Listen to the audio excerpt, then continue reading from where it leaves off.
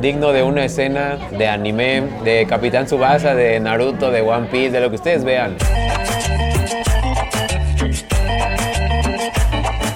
Camaradas míos, sean bienvenidos a un video más de La Garnacha que apapacha, cómo no, ya tocaba aquí en el canal. Es la primera ocasión en donde vamos a probar esta comida japonesa tan típica y tan querida fuera de Japón. Estoy segurísimo que muchos de ustedes se les va a antojar con ver estas imágenes que vamos a sacar. Así que se venga porque vamos a comer en Hametaro unos buenos platos de ramen. Este lugar podría describirlo como una pequeña fonda japonesa escondida en el centro de la Ciudad de México, y en un momento van a entender por qué, pero cuando entras es como si estuvieras en otra dimensión. Vamos a encontrar un menú muy básico con ramen, con gyozas, con karage, que es pollo frito, alguna que otra ensalada, pero nosotros venimos por lo bueno, así que se venga el ramen.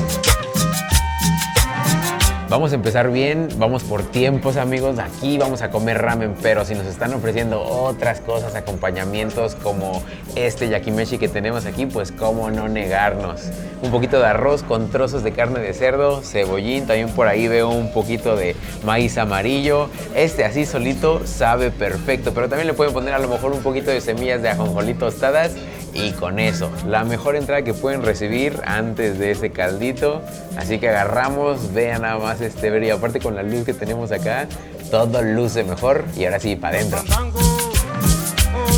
Ya hicimos hambre con el yakimeshi, estaba llenador, no les voy a mentir. Como es arroz y justo tiene la carne de cerdo, hace que todo caiga perfecto y que te ponga los pies en la tierra para estar listo con por lo menos esto que tenemos por acá, que es el acompañamiento perfecto de nuestro ramen. Apenas lo están preparando, está echando burbujas, está haciendo todo el concentrado por ahí calientito, pero no le vamos a negar nada al Chef Masa. Y menos si son algo así, doradito. Vamos a agarrarla para mostrárselas. Esta cosa es la que nos gusta en las gyozas, que son como un estilo de empanada. En este caso están rellenas tanto de carne de res como de carne de cerdo, un poco de vegetales.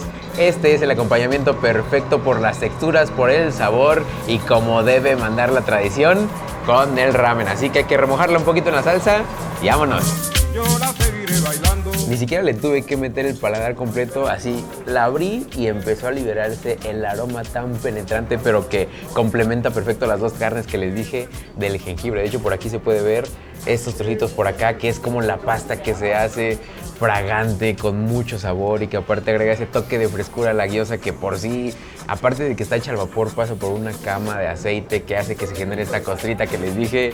Esto es solo el inicio, amigos, nos está encantando, tiene mucho umami, no por nada es comida japonesa.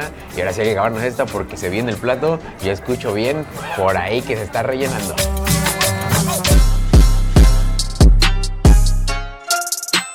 No sé cómo explicarles esto que acaba de pasar, amigos. Sinceramente no lo esperaba.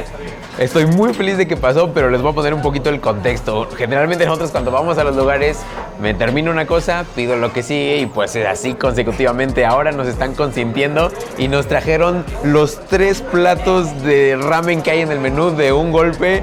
Y wow, qué mezcla de olores, los contrastes de color también está hermoso, la luz está ayudando bastante. En serio que si esto no se les antoja, no sé cómo más se les va a antojar. Vámonos por partes porque cada uno tiene su esencia muy detallada. Y yo creo que vamos a empezar con este, que fue con el que nos trajeron primero, que es el de soya. El que por lo menos aquí este Masa nos está diciendo que es el que pide más la gente. Lo entiendo, como que justo son sabores que a lo mejor asimilamos más en esta parte del mundo, que justo sabemos que la soya va a ser saladita, que con toda esta combinación de la carne de cerdo, el huevo, el cebollín, va a ser una unificación bastante apropiada para nuestro paladar. Y a sorber, que aquí ya saben que no nos importa hacer ruido.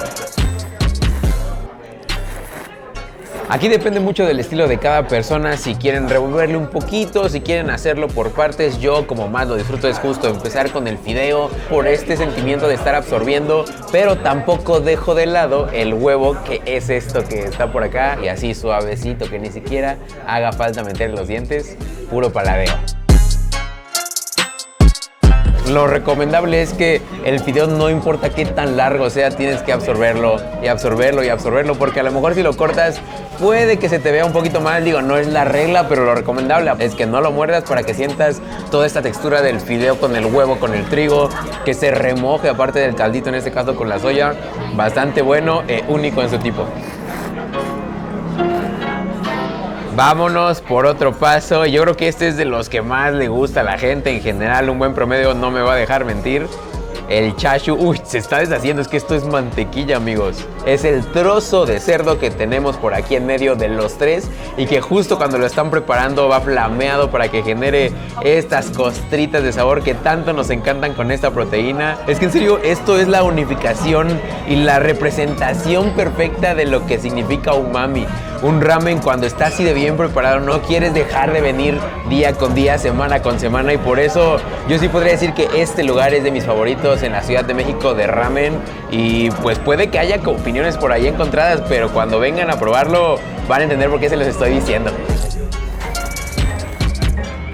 Lo interesante de cada uno de estos platillos de ramen y lo que es el toque especial de cada chef es el concentrado, el caldo que se pasa de 8 a 12, puede que hasta más horas ahí. Y eso es lo interesante del ramen, que a pesar de que puede tener o pareciera tener lo mismo en todos los casos, lo que guarda sabor y lo más importante, por lo menos viéndolo desde mi punto de vista, es el caldo, y por eso vale la pena empinárselo todo.